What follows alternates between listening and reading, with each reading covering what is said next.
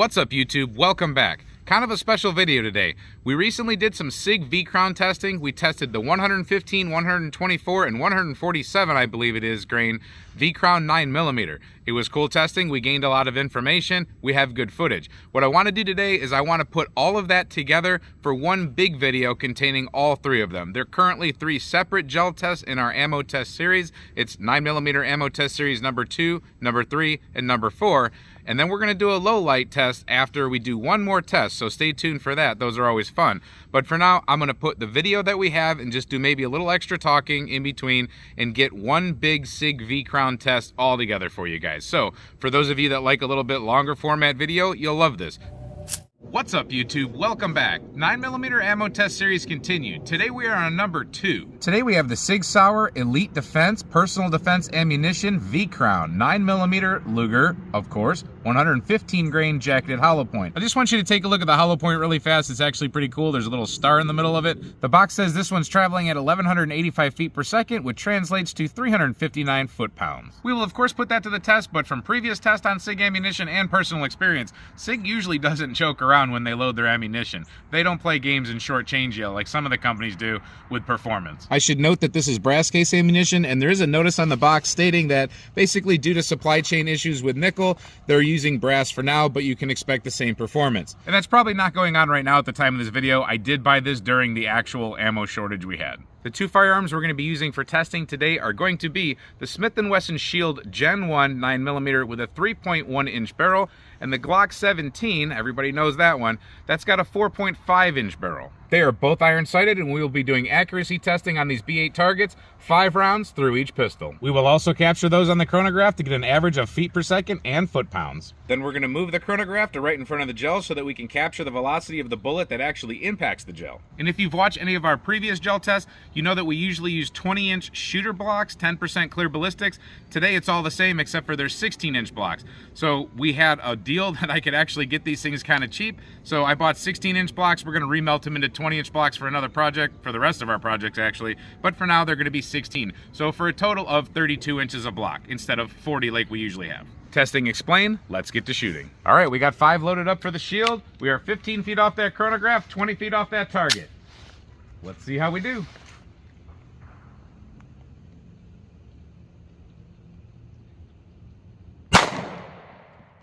That was right on the X. That's a promising start at 1183.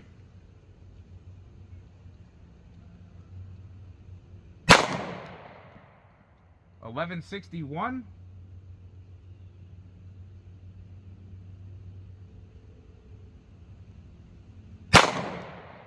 $11.71.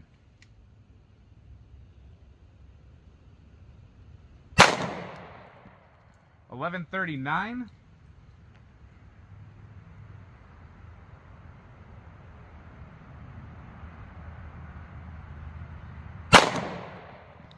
And 11:55. Let's take a look. That was a really good group. Camera guy is just going to go straight to it so that you believe it. So that's really nice. I believe these were the first 2 shots. That was my very first shot, and 2 down here. So totally acceptable. They're almost touching that 10 ring. This one is very acceptable, especially with a shorter barrel gun. The Shield is known to be extremely accurate. These 3-dot white sights really do the job. I've never had a problem with the accuracy with this pistol unless I'm doing something wrong. The ammunition is controllable out of this firearm, doesn't feel too bad, and just like Sig always, I mean, that's good quality. Let's see how it does out of the Glock. All right, that was nice. Let's see what the Glock does with a 4.5 inch barrel. And U-notch sights instead of 3-dot white sights.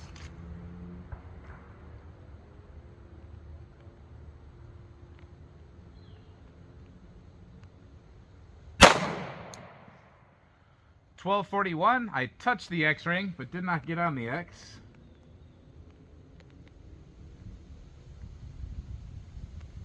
That time we were in there at 12.46.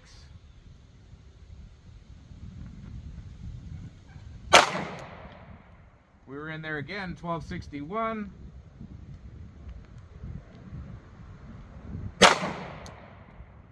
12.34.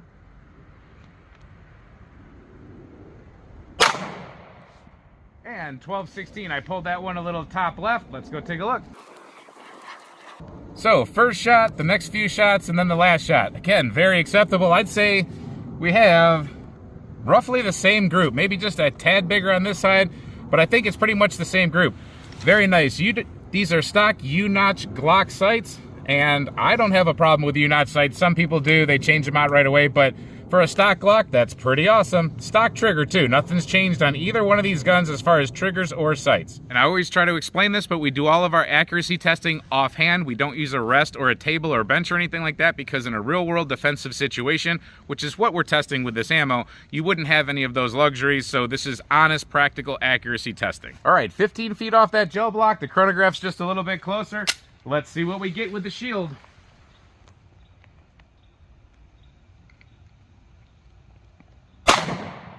$11.80.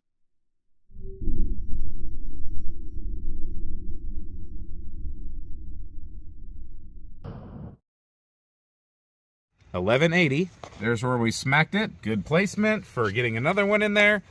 And there's our side picture. This is a brand new block, so it's a little bit, it has a wobbly effect to it when you have a brand new block, but it's at least clear enough where you can see everything in it. But there you go, you can see it opened up. Like I said, it's got that wobbly effect in the block. There's so much, let me just explain this. There's so much plastic around the block that by the time you hit it up with a heat gun, you don't have it perfect. You almost have to remelt them to get a perfect block. But you can see that track is a very nice uniform track. It's got a decent entrance wound there. It's got good permanent wound cavity. You guys are gonna have already seen it on the slow motion before I'm getting to this part, but it's very consistent. And it really did poke to the end of that block. I can see that there's a 16-inch penetration with a bounce back to about 15.5 inches. Very acceptable. It barely touched the second block. You can't really see it too good on camera probably, but it did poke in there like about 1 millimeter and then came back. Let's look from the top. So you're seeing pretty much the same thing. It just goes down, very nice uniform path all the way down. You see it opened up there. That's actually a very pretty opening of a hollow point. We'll get it dug out, you'll see it a lot better, but I know these things always look nice. Again, one good consistent path with an early disruption for a 9mm 115 grain bullet going at that velocity. That's pretty darn good. All right, let's see what a little bit of increased barrel length does. The previous shot was 1180, and this one is going to be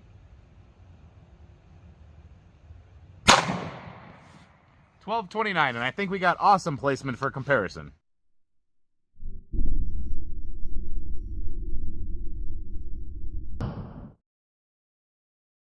$12.29. Like I said, good shot placement there for comparison.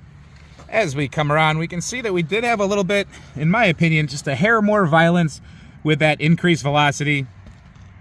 We do have the same piercing effect, and we basically came up just a hair shorter. So you can see it just didn't go quite to the end of that block. If I get it right there in between, I mean, it barely touched it. If it did, there might be about 1 millimeter of space in between, as where the one underneath it did actually do a pokey through just a hair. But again, they both have similar wound channels. They both have done their job out of both barrel lengths. That Shield usually performs pretty well with just about any ammunition we put in it. But very nice wound channels here in the beginning, and it's totally doing its job. It's going to the end of that 16 inches, and that's pretty much where people want 9mm to be set at. Coming in from the top, we see the same thing, just a little bit closer to us. We do have one area right there where we have a little bit of that burning effect. Maybe there was some of that fiery effect in the gel, but we come back down to the piercing wound cavity and opened up nicely, facing almost the same direction. And you can, I still just can't get it perfectly, but trust me, it's just about 1 millimeter shorter of a penetration. Very nice, very acceptable in my opinion. All right, we have recovered the rounds out of the Shield and the Glock, the 115 grain. You can see that these things pedaled back pretty nice. They did the crown back that they're supposed to do. Very nice performance there out of both of them. They're gonna look beautiful. These things are made to look pretty. So awesome out of both of those. What's up YouTube? Welcome back. 9mm ammo testing series continued. Today we are on number 3 with another SIG option. I told you guys I would do all 3 versions of this Sig V-Crown, so here we go. This is the second one. We already did the first video with the 115 grain, but this here is the Sig Elite Defense V-Crown 124 grain jacketed hollow point. These things have cool looking hollow points with little stars in the middle of them, and Sig does not seem to ever disappoint with velocities and things like that. The velocity on this one is listed at 1165 feet per second, totaling out for a foot-pound of 374. All right, we have 5 rounds loaded up into the shield. It will go first. And we are 15 feet off that chronograph, 20 feet off that target. Let's see how we do. 124 grains versus the 115 we did before. The other ones were very accurate. And we have an error 3. Whatever error 3 is, I can't remember.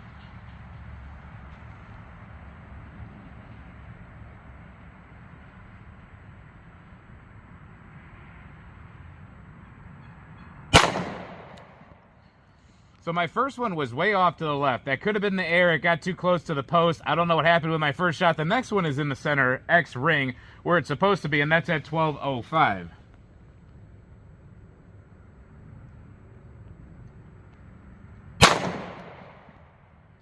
And that's somewhere in there close, if not a hole in hole, and that's at 1203.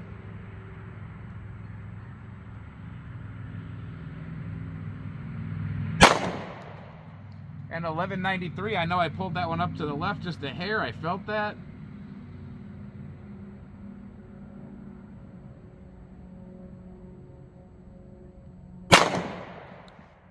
And I pulled that one down a little bit when I broke the trigger. I felt that at 1180. Let's go take a look.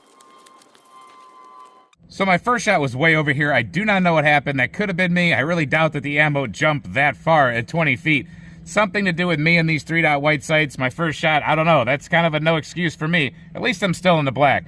After that, we did have a hole in a hole. That was pretty awesome. I questioned that until we got to it here. And then I felt that one go off when I heeled the gun just a hair, or whatever I did to pull it up. And then I felt that one. My sights were not settled where they were supposed to be when the shot broke. But overall, this firearm usually does pretty good as far as accuracy when you do your job. And that's what happened right there. I'm going to call the rest of these, of course, my shooting. I know for sure these 2 are my shooting, and that one's just either a fluke or my really bad shooting. Let's see what the Glock does. All right, hopefully I can do a little bit better with the Glock. Let's send 5 rounds through the chronograph. And hopefully into that bullseye.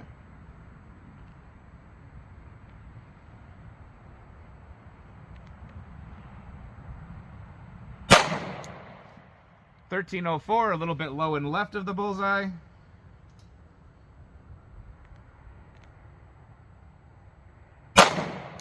That one was where it needs to be in the X-ring at 1293.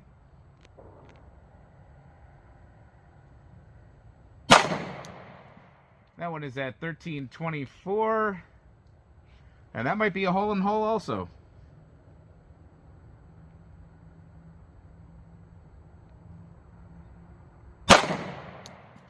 That one is a 1276.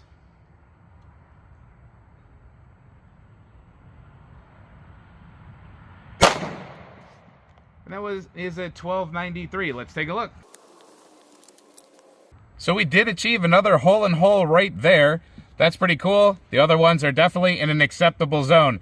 I would say that the ammunition is accurate. I'd say my shooting's a little bit off with this one. I was a little bit more accurate with the 115 grain, but hey, it is what it is, and we're still in defensive range for sure with both of those guns. Let's see how they do through gel. And I should mention that out of both guns, it shoots very well. It's 9mm, so there's not a whole lot of snap or recoil to it, but you can get your sights back on target pretty quick. It's not that bad at all. All right, 15 feet off that gel block and chronograph. Let's let the shield go first.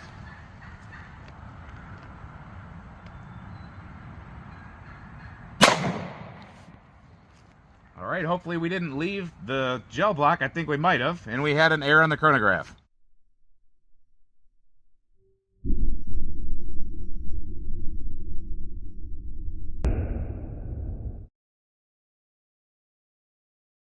All right, we did have an error in the chronograph, and coming in from the side, we have what we saw with a 115 grain, a lot of that same looking permanent wound cavity, followed by a small, more piercing type of a wound cavity, And the bullet did exit the gel block at 15 inches, and as you can see, it's laying at 15 inches right behind the gel block. So sorry I didn't have the best of shots, but as you can see from the top, trying to block out the sunlight for you, definitely has a good permanent wound cavity, moving down, going more towards the piercing wound cavity, and you can see it veered off and exited. However, if we peel back that piece of cardboard, we can see it landed right where it came out, so it had virtually no energy left. It just, you know, poked itself out of that block.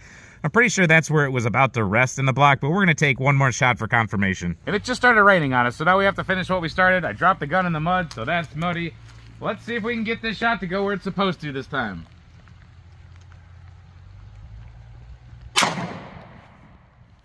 Hopefully.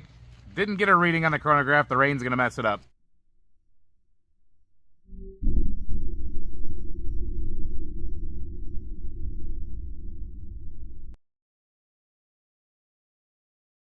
All right, for some reason that thing does shoot a little bit left for me every now and then, or I shoot it left, but at least that one stayed in. We got right on top of the other one. That's good. They mirrored each other for the most part, just a little different part of the twist that you see right there. That one stopped at 14 inches. They both had, see, I told you, that other one would not have gone any farther, really. That made it to a 15-inch poke, but it bounced back to 14 inches, and it's definitely opened up. It looks good. Good confirmation shot. Let's take a look from the top, even though it's going to be a little wet up there. You can still see it through the water pretty good. Got a good wound channel. We try to get the light blocked a little bit for you. And you're going to see where it finally is resting there, opened up. Almost tried to go out of the side of the block again, but it's still in there. Overall, I think it does pretty good. It didn't go as far as the 115 grain. You want to look back on that video for sure. But good performer here for sure. It falls within the specs that people like to see it. We don't have clothing or anything on it. We might do that, but generally we don't do clothing. But I'd say it's a good performer. Let's see how it does out of the Glock. All right, same distance. Let's see what we get out of the Glock.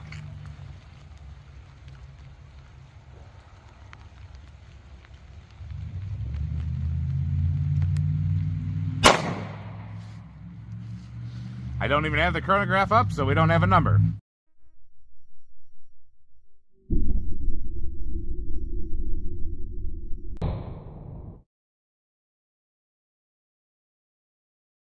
We entered right where we wanted to, and pretty much the same thing. It's a little tiny bit different, of course, maybe, if you look at it in a certain way, but I'd say it's actually very consistent.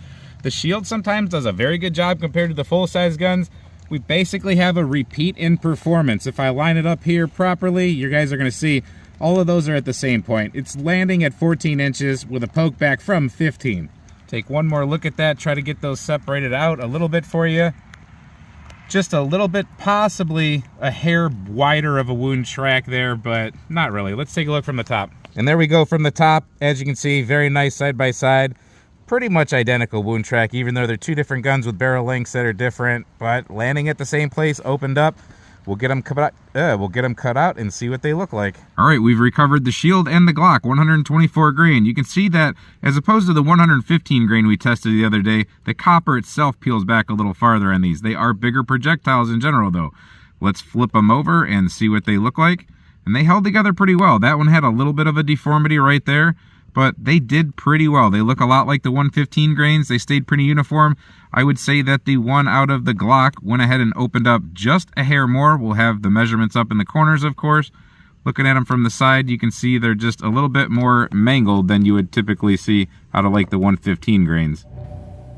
What's up, YouTube? Welcome back. 9mm ammo test series number 4 today. So far this is the third Sig V-Crown offering that we're taking a look at. The first one was 115, then we had 124, now we're at 147. Grains, of course. This box here says 985 feet per second with 317 foot-pounds. Now this is gonna be going slower than the other two, however it's heavier. A lot of people believe in the heavier bullets. They think that they just have a lot more damage upon target. We're gonna see what it looks like in gel. Gel's only representative of gel. It's not real tissue or anything like that, but it's gonna be interesting to have all three of these lined up. All right, 15 feet off the chronograph, 20 feet off the target. Left B8, we're gonna go with the Shield first.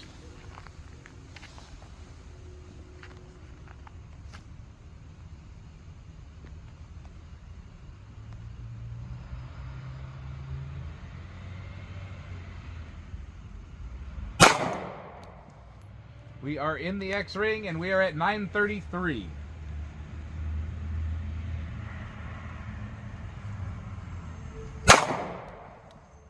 And we are at 923.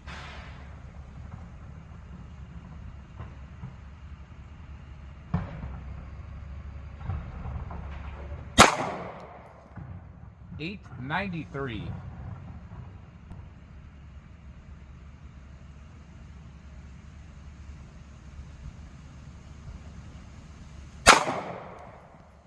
We have an Air 3.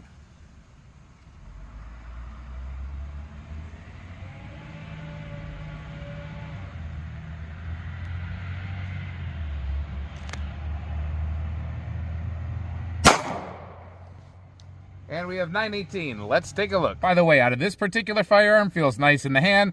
I would say that's a very acceptable group. For some reason, I'm tending to go to the right. That's probably just my shooting. Every day I get a little bit of a different sunlight situation on these 3-dot white sights, and anybody that knows 3-dot white sights knows that that can change a little bit. But overall, that's a really good group. I will take it. Let's see what the Glock does. Let's see if U-notch sights make a difference. Factory Glock.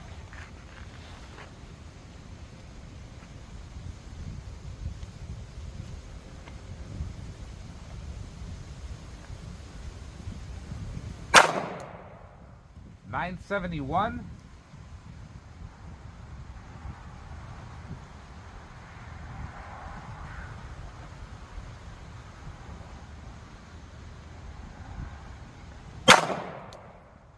And $961. I shot a little high on that one.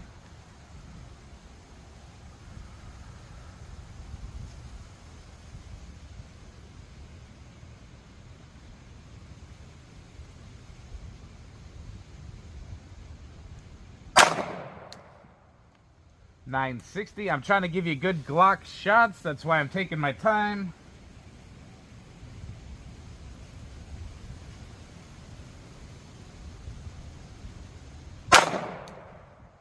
$937.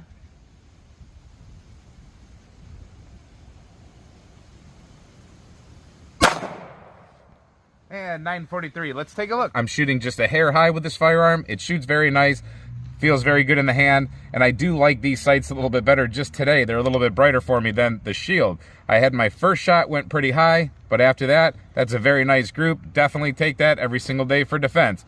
Me being up a little high off the X, that's just my shooting today. At least I think it is. Sometimes guns do change point of impact with grain weight changes though, so it's possible, I guess. All right, Shield is up first. We're 15 feet off that gel and chronograph. Let's see how it performs.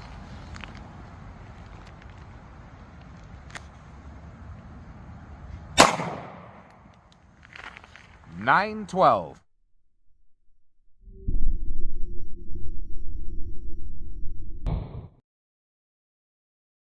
$912, and I smacked it a little bit more center than I wanted to get another shot with the Glock in there. But coming around to the side, we have a nice just poking permanent wound cavity. It's not too crazy with the disruption, but it is consistent, at least for the most part, all the way down. Let me get the tape. So we used to have what was known as the dirty tape. Now we have the sticky tape because it sticks to the gel really well. And that sticky tape shows us at landing 13 inches into the gel block after a bounce back from 14 inches. The projectile is facing backwards and it doesn't seem to have opened up a whole lot in there. We'll of course dig it out, but for now it doesn't look like it did a whole lot of its, pedaling back it's supposed to, which is probably why we don't see too big a disruption here on this wound path. Nothing too different from the top. I mean, like I said, it's kind of a decent wound track. It's just, it's not huge, but it's consistent up until the very end for the most part. And then there we go, the bullet is landing. Trying to get an angle, you should be able to see the lead part facing backwards. Right there, you can see the stars barely opened up. Let's see what happens with a 4.5-inch barrel out of the Glock. All right, let's try it with the Glock.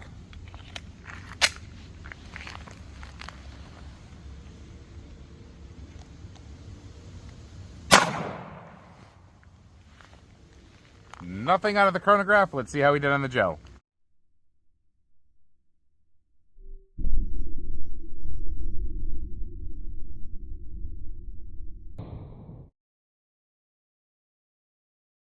Nothing. Didn't even catch it. Probably because of the light that's glaring. That was this impact over here, so we shot a little bit to the left and a little bit higher. Separated out very nice for us to see the two different wound tracks. I would say, depending on how you twist the camera, you might have a little bit more of a disruption up until, let me get the tape straightened out again, right up until about the 9-inch mark right there. Then it goes to more of the piercing wound. and it does make it down to the end of the block. I would say it probably tried to exit the block, did that little bounce back thing that it does. There's a little gap in between them, and it didn't really touch the other one at all, I don't think. And I've noticed it did not open up very much at all either. Let's take a look from the top. That's actually a very nice side-by-side view of them. Coming down, we see it gets pokey and goes right to the end. It's again facing backwards. I'll try to zoom in. You see a little bit of pedal back, but not a whole lot, I don't think. Let's get them out of there. I guess I should mention the definitive depth. We had 16 inches of penetration with a bounce back of 15 and a half, maybe 15. All right, we have recovered the Glock and the Shield, 147 grain V-Crown. You can see that these bullets have a lot more mass to them as opposed to the 115 and 124. They're a lot longer. As we saw in the gel, we could see through the gel. They didn't open up as much, but they did open up a little bit. They got kind of gnarly. There's a couple talons here that didn't seem to peel back all the way. I think they could have done a little bit more, or just those sharp ridges.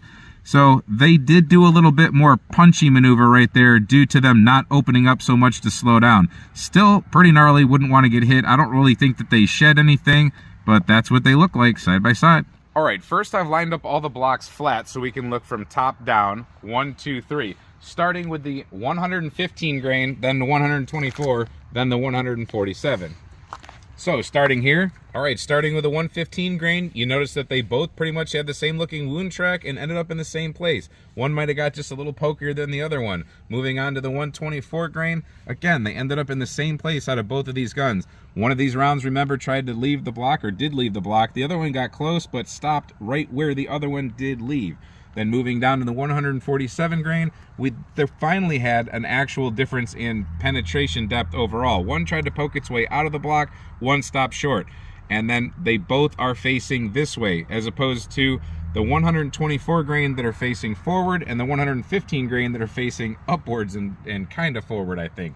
So a little bit of different story out of each different weight grain or grain weight of projectile, and a little bit of a different story out of each firearm, but still basically acting uniformly pretty the same. All right, all three grain weights next to each other. We have the 115 grain, the 124 grain, and we have the 147 grain.